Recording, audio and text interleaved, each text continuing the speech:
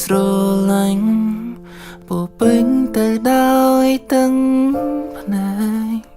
ពោពេញទៅដោយស្នាមរហែងចិត្តនេះឆ្អែតនឹងរឿងស្នេហាទឹកនេត្រាមានតែភាពឈឺផ្សាបន្សល់តែស្នាមអនុសាដែលជីវ៉ាអូនផ្ដល់ឲ្យបងជីវិតធ្លាប់ល្អជាងនេះមិនដែលជួបរឿងខូចចិនតែពេលនេះដឹងហើយថា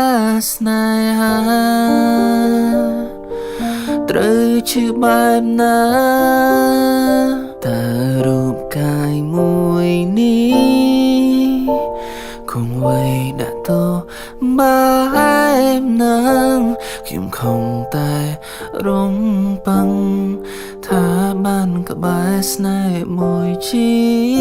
វិតក្រុមយ៉ាងមិនដូចការគិតតែគេលួចបាំងបានអូឈឺឡើងខូចចិត្តអូមិនហ៊ានមានស្នេហ៍ទៀតឡើយ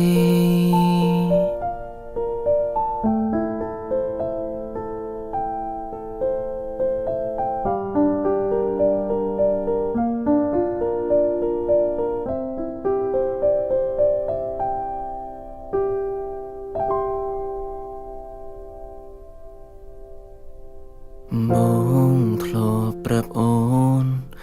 នៅអ្វីដែលរបងខ្លាញ់គឺខ្លាចបាត់បង់រូបអូនខ្លាចស្ងួនតែចោលបងថ្ងៃនេះអូនមានគេបងត្រូវធ្វើចិត្តបែបណាបងខំថែរក្សាក្តីស្នេហ៍យើងជាច្រើនឆ្នាំបើជ្រុំមានគេហើយគង់ឡើយឲ្យបងជួបមុខសូមមុនទៅឲ្យបានសុខ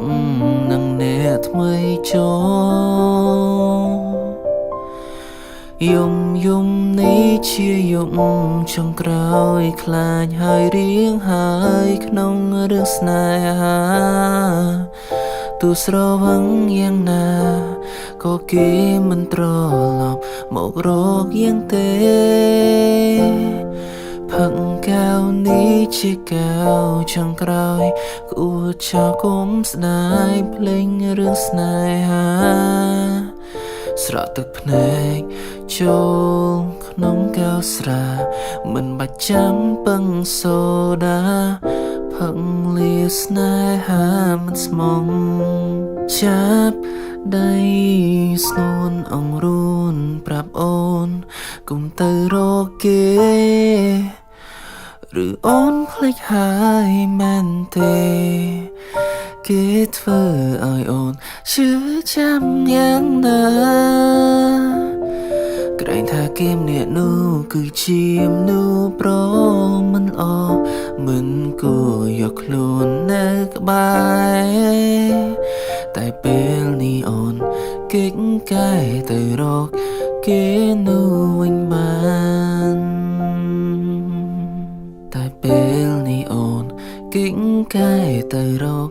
គេនោះវិញបាន